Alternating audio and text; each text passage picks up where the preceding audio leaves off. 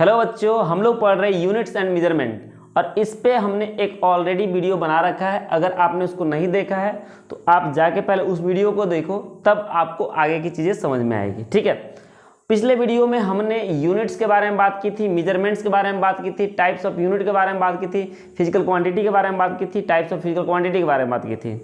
अगर आपको ये सारी बातें पता है कि फिजिकल क्वांटिटी क्या होता है, स्केलर क्वांटिटी क्या होता है, वेक्टर क्वांटिटी क्या होता है, टेंसर क्वांटिटी क्या होता है, फंडामेंटल क्वांटिटीज क्या होते हैं, डिराइव्ड क्वांटिटीज क्या होते हैं, तो आपको उस वीडियो को देखने की ज़रूरत नहीं है। लेकिन अगर आपको ये बातें नहीं पता है या पता भी है तो एक बार आप देख सकते हो और उसके बाद ही आप ये सेकंड लेक्चर देखो। ये हमारा लेक्चर नंबर कौन सा है? सेकंड। ये हमारा दूसरा लेक्चर है। ठीक है, तो इससे पहले वाली बातें आपको दिमाग में होनी चाहिए। इस वीडियो में हम लोग बात करेंगे डायमेंशन के बारे में। ठीक है, कि डायमेंशन है क्या। चलो, डायमेंशन एक नया चीज़ जो कि आपने 11th से पहले इसको कहीं नहीं देखा है। एक नई चिड़िया, ठीक है, एक नई चिड़िया जिसके बारे में आप कुछ नहीं जानते हैं कि इसका कलर कैसा है, उड़ती कैसे है, साइज क्या है, इसका चोंच कैसे है, पंख कैसे है, कुछ नहीं पता। ठीक है, तो डायमेंशन एक्चुअली है क्या। बहुत लोग डायमेंशन निकालते हैं लेकिन पता ही नहीं है कि डायमेंशन क्यों निकालते हैं। ठीक है, डायमेंशन क्या है, तो डायमेंशन को पहले समझ लेंगे, उसके बाद थोड़ा सा हम लोग फील लेंगे। क्या लेंगे? फील करेंगे कि ये डायमेंशन एक्चुअली में हम लोग पढ़ क्यों रहे हैं, क्या यूज है भाई इसका, क्यों हम इसको फिजिक्स में ढोए जा रहे हैं, हर चीज़ का डायमेंशन निकालते हैं। तो देखोगे डायमेंशन क्या है, तो छोटा सा डेफिनेशन लिख देता हूँ मैं। डायमेंशंस लिख दूँ, इसको ज़्यादा सुंदर लगेगा। Dimension are the powers at which fundamental quantities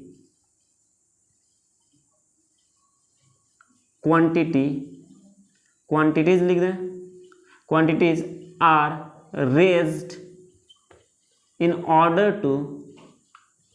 order to express the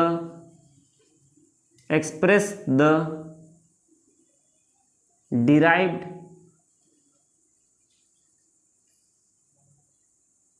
quantity। हम लोग क्या बात कर रहे हैं कि डायमेंशन क्या है। डायमेंशन कुछ नहीं, डायमेंशन आर द पावर्स। क्या है? Dimension are the powers. क्या है? पावर्स है। क्या पावर्स है भाई? किस चीज का power? Eight which fundamental quantities, मतलब कि डायमेंशन क्या है? फंडामेंटल क्वांटिटीज का पावर है। फंडामेंटल क्वांटिटी का पावर ही है जिसको हम लोग क्या कर रहे हैं? डायमेंशन कर रहे हैं। भाई डायमेंशन तो है फंडामेंटल क्वांटिटी का पावर, लेकिन क्यों? क्योंकि इसको हमको डिराइव क्वांटिटी को एक्सप्रेस करना है फंडामेंटल क्वांटिटी के टर्म में, तो उसी को हम लोग क्या कहते हैं? डायमेंशन कहते हैं।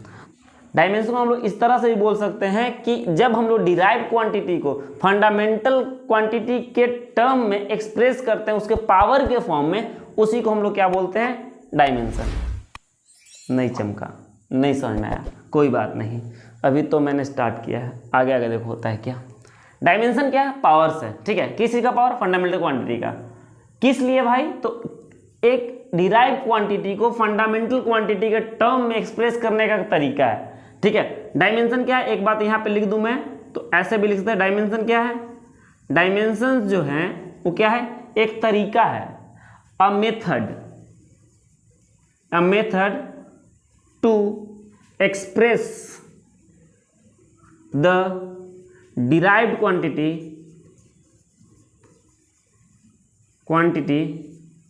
in terms of fundamental quantity। ये भी बात आप लिख सकते हो, एक ही बात है।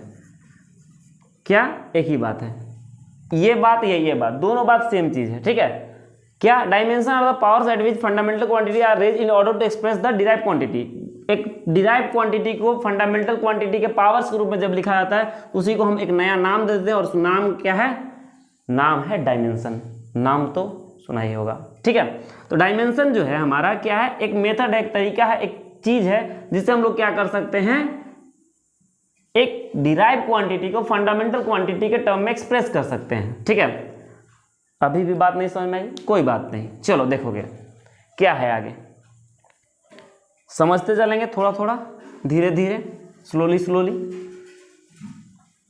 क्या है, हम लोग कुछ जो फंडामेंटल क्वांटिटी है उसके डायमेंशन को हम लोग लिखते हैं, समझते हैं और देखते हैं। ठीक है, क्या हुआ कि डायमेंशन को दिखाने के लिए जो हमारे पास 7 फंडामेंटल क्वांटिटीज है, 7 फंडामेंटल क्वांटिटीज आप जानते होंगे, 7 फंडामेंटल क्वांटिटी को डायमेंशन के लिए हम लोग कुछ लेटर, कुछ सिंबल दे दिए। ठीक है, जैसे अगर हम बात करेंगे dimension of fundamental quantities, dimension of fundamental quantity, fundamental quantities या बेस क्वांटिटी भी इसको बोलते हैं। क्या होता है, क्वांटिटीज। ठीक है, क्या होता है, कुछ नहीं होता है। इधर मैं एकदम नंबर, सीरियल नंबर। ठीक है, 1 2 3 4 5 6 एंड 7। आई होप यहाँ तक सबको दिख रहा होगा।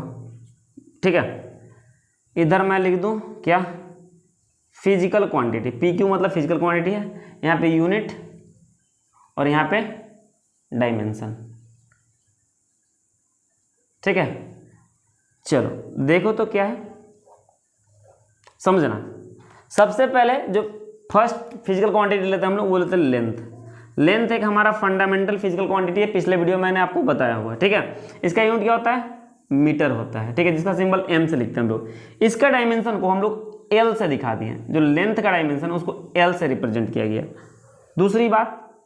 दूसरी बात हमारे पास दूसरा जो यूनिट है, दूसरा जो फिजिकल क्वांटिटी है, उसको लिए हम मास को हम लोग किलोग्राम में मेजर करते हैं। ठीक है, और इसके डायमेंशन को हम लोग M से रिप्रेजेंट किए।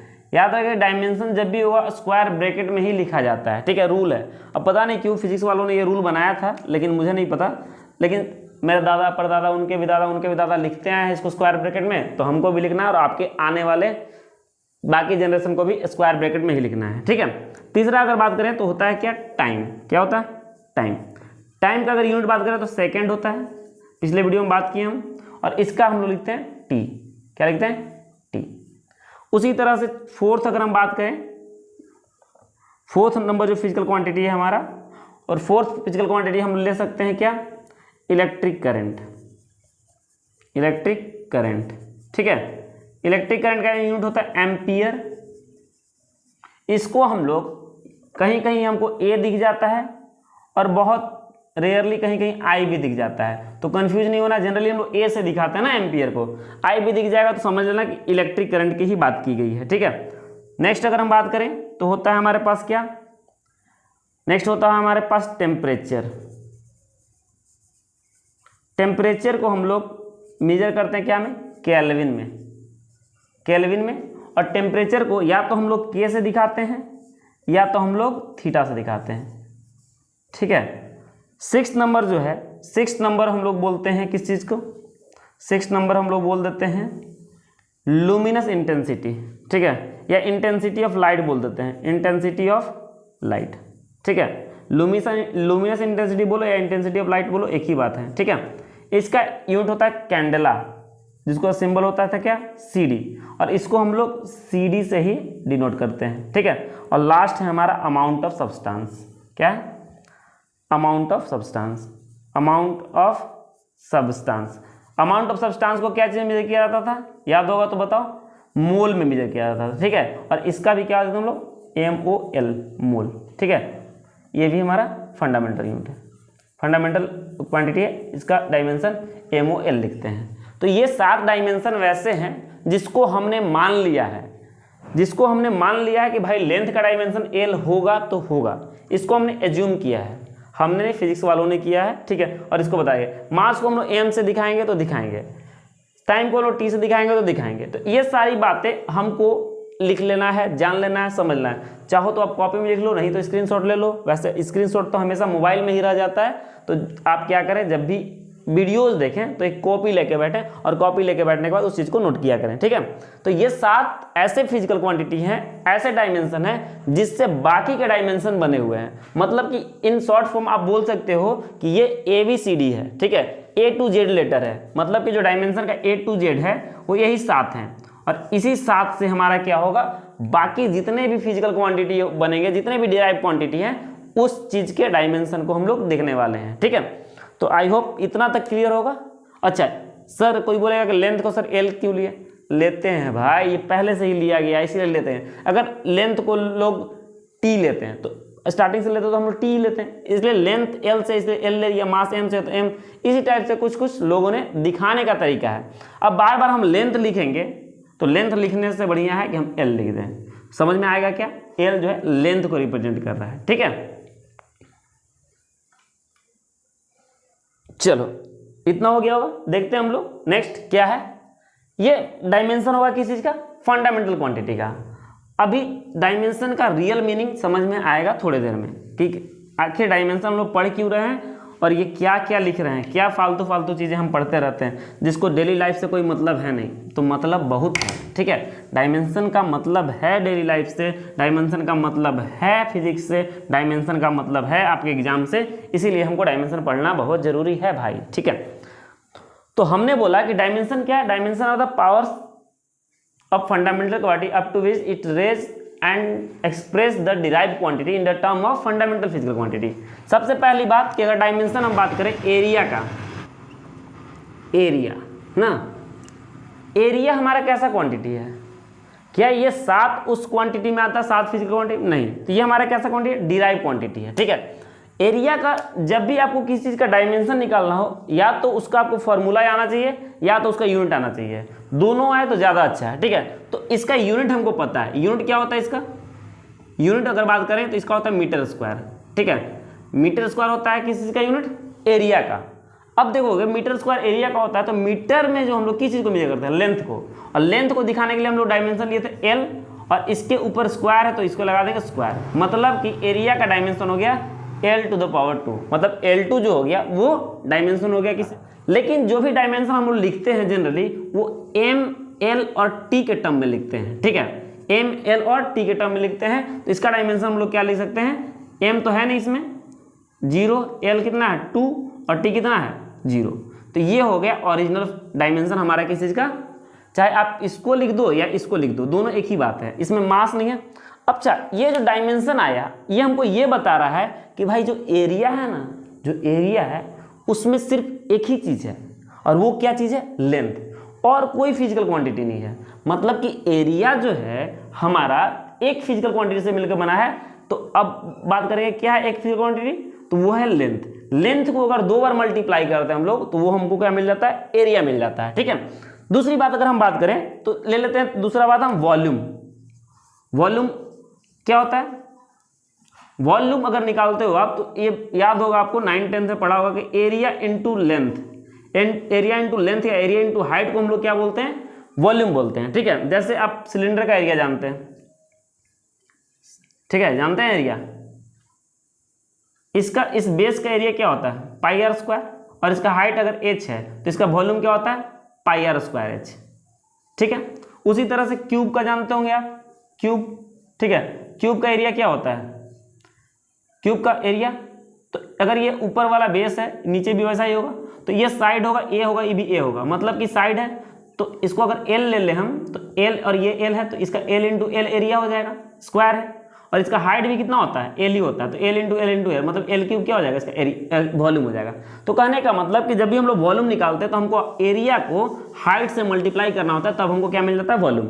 अब एरिया का यूनिट जानते हैं हम लोग मीटर स्क्वायर, और लेंथ का यूनिट फिर से मीटर, इसको मल्टीप्लाई कर तो मीटर क्यूब हो जाएगा। मतलब कि लेंथ को 3 बार गुना किया गया, तो इसका डायमेंशन जो हो जाएगा, इसमें मास तो है नहीं तो m0, लेंथ है हमारा 3 तो पावर 3, और टाइम भी नहीं है तो टाइम 0। ठीक है, इसका मतलब है कि वॉल्यूम हमको क्वांटिटी ऐसे मिलता है कि जब हम लोग लेंथ को 3 बार गुना कर दें तो हमारा एक नया क्वांटिटी मिल जाता है जिसको हम लोग क्या कहते हैं? वॉल्यूम कहते हैं। कोई तकलीफ है यहाँ तक? चलो देखोगे, हमेशा हम लोग MLT के फॉर्म में रिप्रेजेंट करते हैं ना। देखना दूसरा था ये, सॉरी तीसरा लिख दिया मैंने, दूसरा था। ठीक है, तीसरा देखो आप डेंसिटी। डेंसिटी क्या होता है भाई?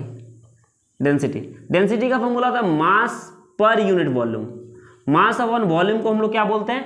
डेंसिटी। ठीक है, अब फिर से अगर याद करो 7 क्वांटिटी, तो मास को दिखाने के लिए हम लोग क्या यूज करते हैं? m, और वॉल्यूम को दिखाने के लिए क्या करते हैं? L to the power 3। ठीक है। इस 3 को ऊपर भेजेंगे तो 3 पावर प्लस में ऊपर जाके माइनस में हो जाएगा, तो हो जाएगा ml3 -3, ठीक है। और टाइम का टर्म इसमें नहीं है, इसलिए हम लोग t को क्या लिख देंगे, t को लिख देंगे 0, ठीक है।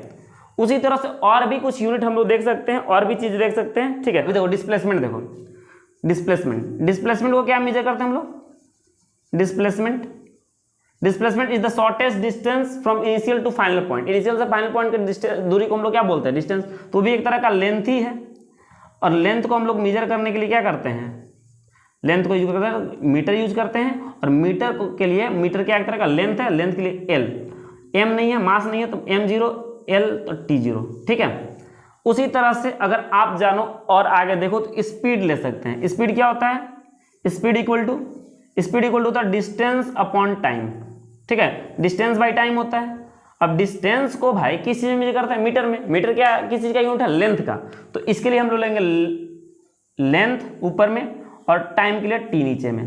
टी को ऊपर भेज देंगे तो क्या हो जाएगा हमारे पास, एम का टर्म है नहीं, इसमें मास है नहीं, तो एम को क्या रख देंगे हम लोग 0, एल है और टी का पावर 1 है, ऊपर जाके -1, ठीक है। ये हो गया क्या, स्पीड का फॉर्मूला, ठीक है। फॉर्मूला के कौन सा फॉर्मूला, डायमेंशन फॉर्मूला। चलो इतना तक क्लियर है, देखते हैं आगे, ठीक है। ये 5th नंबर हुआ।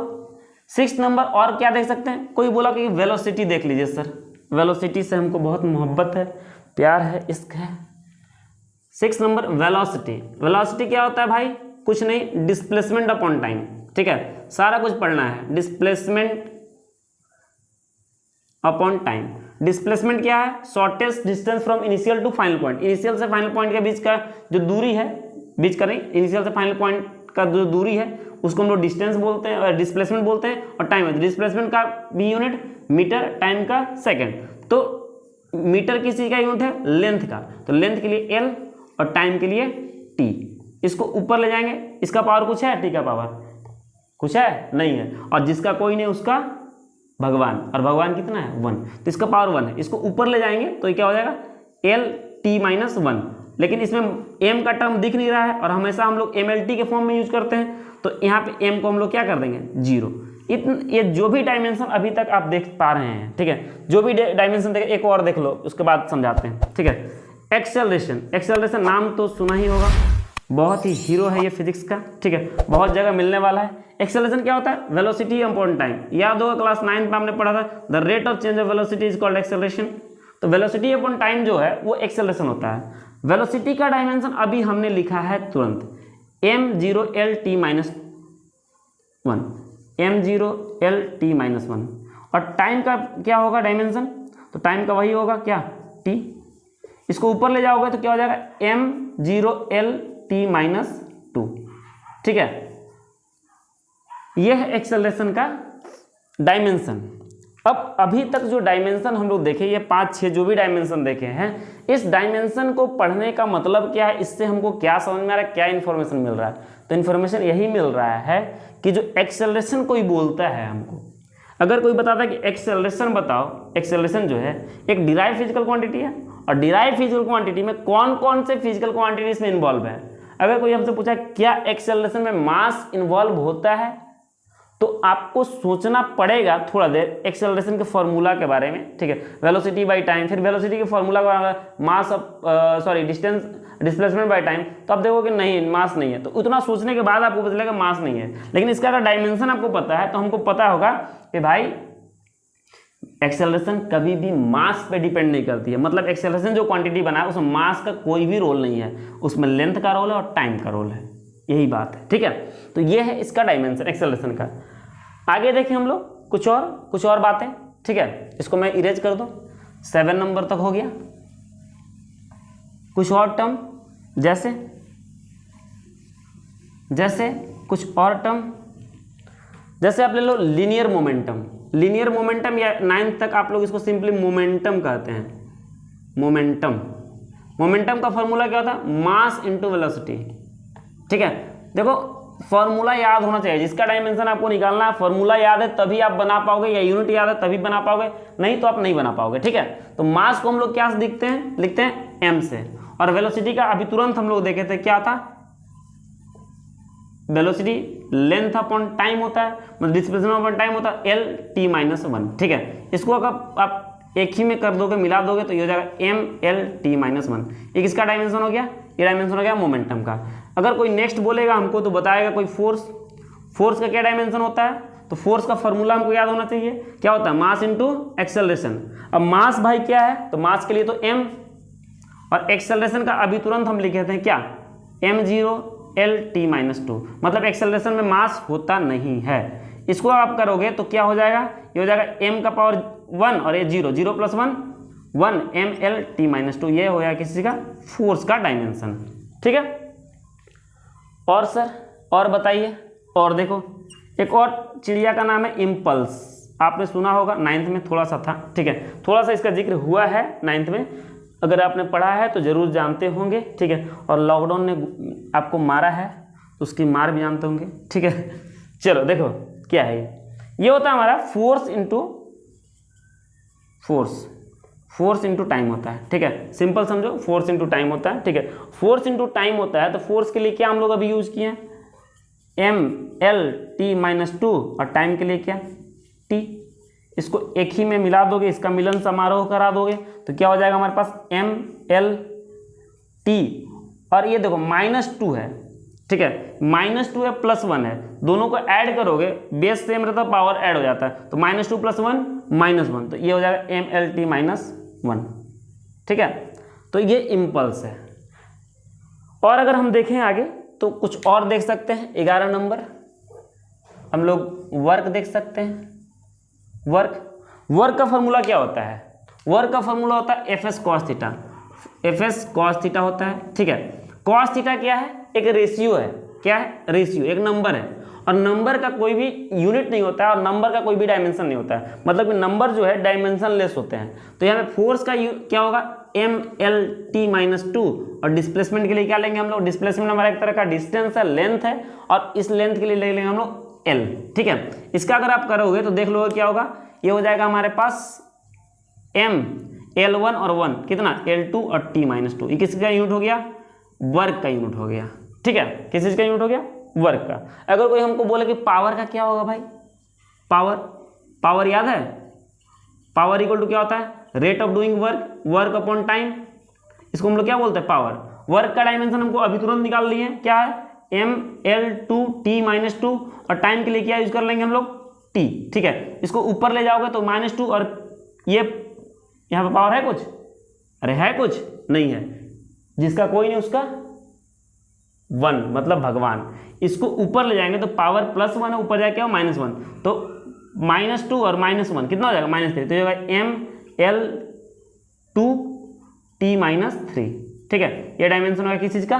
पावर का। ठीक है, चलो आगे और देख लें कुछ।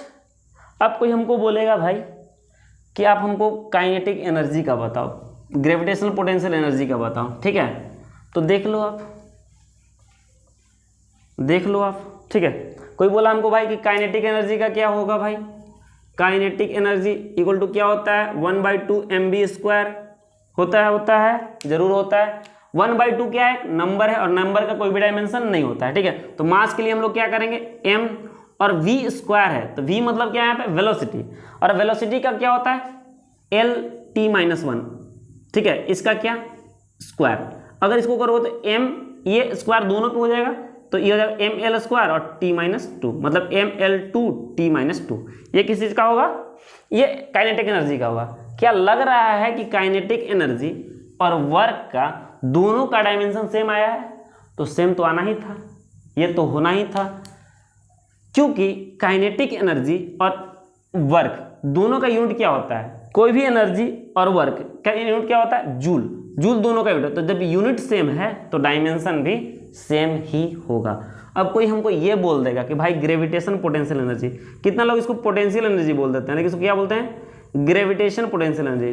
ग्रेविटेशन पोटेंशियल एनर्जी ना, क्या होता है इसका फॉर्मूला? mgh, क्लास 9th में आपने पढ़ा है। ठीक है, m क्या है? Mass of the body, g क्या है? Acceleration due to gravity, and h क्या है? हाइट। चलो मास के लिए m, g क्या है हमारे पास? एक्सेलरेशन, और एक्सेलरेशन के लिए क्या होता है? एल टी माइनस टू होता है, याद करना, ठीक है। और h एक तरह का हाइट है, और हाइट को हम लोग मीटर में मेजर करेंगे, मीटर मतलब कि एक तरह का लेंथ है, तो यहाँ पे लिख देंगे l। और इसको आप कंबाइन करोगे तो m यहाँ पे L1 और ये 1 कितना होगा L11 2 और t कितना -2।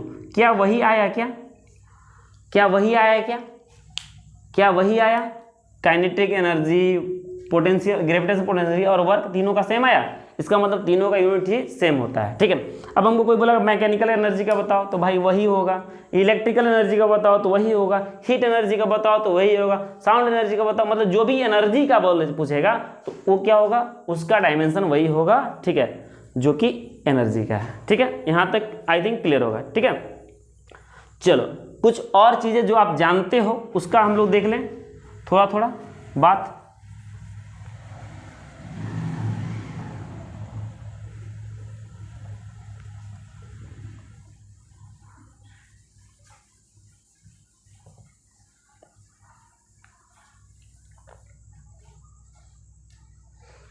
चलो नेक्स्ट, जो भी नंबर होगा, नंबर याद नहीं है फिर से मैं नंबरिंग 1 कर देता हूँ। एक हमारा इलेक्ट्रिक करंट या इलेक्ट्रिक चार्ज लो। इलेक्ट्रिक करंट का क्या होता है? इलेक्ट्रिक करंट तो ये तो भाई हम जानते हैं, ये एक फंडामेंटल क्वांटिटी है। इसका क्या होता है? ए होता है। अगर हमसे कोई पूछा इलेक्ट्रिक चार्ज, भाई इलेक्ट्रिक चार्ज का हमको डायमेंशन बता के दिखाओ, तो इलेक्ट्रिक चार्ज का डायमेंशन अगर हमको पता करना होगा तो इलेक्ट्रिक चार्ज का हमको फॉर्मूला याद होना चाहिए भाई। तो हमको तो पता है नहीं फॉर्मूला, तो क्लास 10th में आपने पढ़ा था I = Q/T। The rate of flow of charge को हम लोग करंट बोलते हैं। इसको इधर भेज दो तो Q = क्या होगा? IT। और यही जो है हमारा चार्ज का फॉर्मूला है। Q क्या हमारा चार्ज है ना, Q हमारा क्या चार्ज है, ये Q है, ठीक है, समझना। तो Q का डायमेंशन अगर हम देखेंगे तो I के लिए क्या, करंट के लिए क्या A, और टाइम के लिए क्या T, तो AT हो जाएगा किसी का डायमेंशन, चार्ज का डायमेंशन, ठीक है। वैसे ही अगर हमसे कोई और पूछ दिया भाई कि चार्ज, तो आप समझ गए AT होता है। हम आप हमको इलेक्ट्रिक पोटेंशियल का बताओ। क्या? Electric potential. इलेक्ट्रिक पोटेंशियल भी आपने 10th क्लास में पढ़ा है, ठीक है। क्या होता है? ये होता है the rate of doing work per unit. Rate of doing work नहीं बोल सकते हम लोग, the work done by external agent in carrying a unit positive charge. मतलब वर्क अपॉन चार्ज क्या होता है हमारे पास, ये होता है हमारा पोटेंशियल। तो वर्क का अभी तुरंत हमने लिखा था mL2T-2। और चार्ज का क्या लिखे हम लोग? चार्ज का हम लोगों ने लिख रखा है AT। इस चीज को ऊपर भेज दोगे तो इसका पावर 1, इसका भी पावर 1, और दोनों क्या हो जाएगा माइनस, तो हो जाएगा mL2T+1 ऊपर जाएगा माइनस हो जाएगा, तो -2 -1 -3 हो जाएगा, और क्या हो जाएगा A हो जाएगा। ये किस चीज का यूनिट हो गया, यूनिट नहीं, ये किसी का डायमेंशन होगा, ये हो गया इलेक्ट्रिक पोटेंशियल का, ठीक है। नेक्स्ट देखते हैं हम लोग 4th नंबर क्या होगा। अगर कोई हमको एंगल का पूछा तो एंगल जो होता है, एंगल का कोई डायमेंशन नहीं होता है। एंगल क्या होता है? डायमेंशन लेस होता है। क्या होता है? डायमेंशन लेस होता है, ठीक है। मतलब इसका डायमेंशन m0 L0 T0, ना तो इसमें मास होता है, ना तो लेंथ होता है, ना ही टाइम होता है, ठीक है। इसको एंगल को एंगुलर डिस्प्लेसमेंट के टर्म में भी बोला जा सकता है, ठीक है। एक और चीज होता है, जान लो, आगे मिलेगा, टॉर्क। टॉर्क क्या होता है भाई? तो ये होता है फोर्स इनटू परपेंडिकुलर डिस्टेंस। तो भैया फोर्स इनटू परपेंडिकुलर डिस्टेंस ना लिखकर इसको फोर्स इनटू डिस्टेंस बोल दें, F × D। F का क्या होता है? mL/T-2, और D क्या है? डिस्टेंस है, तो इसका क्या होगा? L। तो इसको करोगे तो क्या हो जाएगा? mL/T-2। ये किसी का हो गया? टॉर्क का हो गया। और भी बहुत सारे ऐसे क्वांटिटी हैं जिनका डायमेंशन हम लोग लिख सकते हैं, जैसे प्रेशर एक और होता है, ठीक है। प्रेशर लिख लो, प्रेशर। प्रेशर क्या होता है? Pressure force upon area, F/A।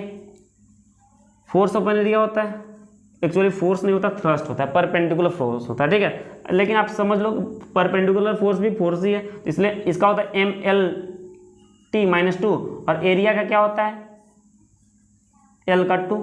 इसको ऊपर ले जाओगे तो क्या हो जाएगा? m, ये 2 माइनस हो जाएगा, तो +1 -2 -1 और T-2। ये किसी का हो गया डायमेंशन? प्रेशर का हो गया, ठीक है। चलो आगे देखते हैं और क्या हो सकता है हमारे पास।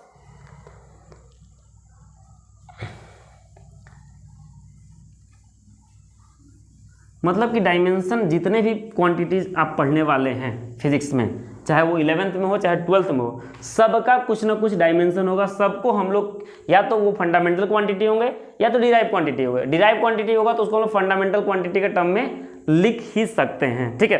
एक और बात समझ लो, जैसे देखो कांस्टेंट का कोई डायमेंशन नहीं होता, जो नंबर उसका डायमेंशन नहीं होता है, लेकिन कुछ ऐसे कांस्टेंट है हमारे पास जिनके पास डायमेंशन होता है। जैसे यूनिवर्सल ग्रेविटेशन कांस्टेंट, नाम तो सुना ही होगा इसका भी, यूनिवर्सल जी लिख दे कैपिटल जी का हमको डायमेंशन चाहिए भाई।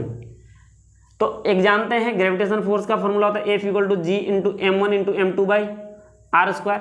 अगर जी का वैल्यू हम निकालें तो इसको इधर करना होगा, तो जी इक्वल टू क्या होगा F R square by M1 into M2। चलो अब डायमेंशन लिखना स्टार्ट करो। एफ का क्या होता है MLT-2, ठीक है। आर स्क्वायर मतलब क्या है, डिस्टेंस है, डिस्टेंस का स्क्वायर मतलब लेंथ का स्क्वायर, लेंथ का मतलब एल स्क्वायर। एम क्या है मास और M2 क्या है मास, M1 भी M2 दोनों मास है, तो केजी क्या हो जाएगा केजी स्क्वायर, और केजी स्क्वायर मतलब मास है तो क्या होगा m का पावर 2, ठीक है। ये हो गया हमारा। इसको अगर हम लोग करें तो देख सकते हैं ये क्या है, m ऊपर कितना है 1 है और यहाँ 2 है, एक काट भी सकते हैं, ऊपर जाकर माइनस हो गया, तो m-1 L2 और T-2। ये हो गया क्या g का, जो कैपिटल G है उसका क्या हो गया ये इसका डायमेंशन हो गया। अब कोई बोलेगा आपको स्मॉल g का बता दो भाई, कैपिटल जी का तो बता दिया आपने। स्मॉल जी क्या होता है acceleration due to gravity. Acceleration due to gravity मतलब एक तरह का एक्सेलरेशन ही है, तो इसका क्या हो जाएगा m0L-T-2, ये एक्सेलरेशन का हो जाएगा। चलो और कुछ देख लिया जाए। और भी बहुत सारे चीज़ें हैं हमारे पास, जैसे स्ट्रेस है, स्ट्रेन है, मॉडुलस ऑफ इलास्टिसिटी है, कुछ कांस्टेंट्स और हैं, प्लैंक कांस्टेंट है, बोल्ट्जमान कांस्टेंट है, बहुत सारा कांस्टेंट भी है। मतलब कि डायमेंशन जितना आप करते जाओ बहुत सारे मिलने वाले हैं। तो अगर मैं आपको वो चीज़ बताऊं भी, जैसे सरफेस टेंशन भी होता है, और भी बहुत सारे टर्म हैं जो कि हम लोग डायमेंशन के टर्म में एक्सप्रेस कर सकते हैं। जैसे प्रेशर ग्रेडियंट होता है, वेलोसिटी ग्रेडियंट होता है, और भी बहुत कुछ है, ठीक है। मतलब बहुत कुछ पढ़ना है, कितना कुछ, बहुत कुछ देखते हैं। तो इतना हम लोग जान लें। एक और चीज़ आप जान लो, मन नहीं मान रहा है, दिल है कि मानता नहीं, एक और चीज़ बता ही दे आप। चलो रिफ्रैक्टिव इंडेक्स का नाम तो सुना ही होगा, तो जो चीज़ आपने 10th में सुना है उसका मैं आपको बता देता हूँ, ठीक है। रिफ्रैक्टिव इंडेक्स नाम सुना है भाई, क्या होता है म्यू इक्वल टू C/V।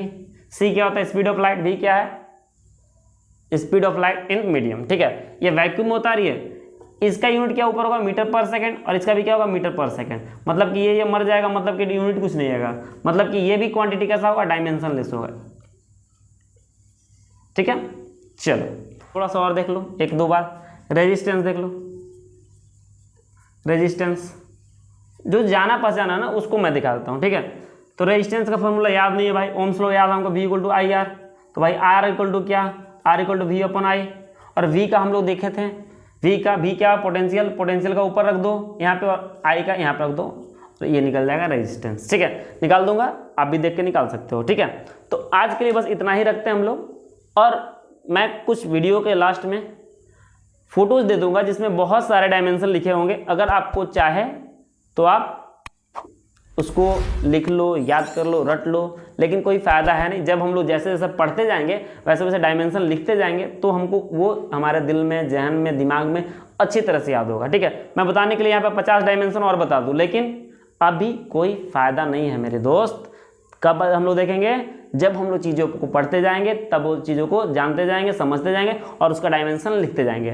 तो आज के लिए बस इतना ही। That's all, thank you for the day.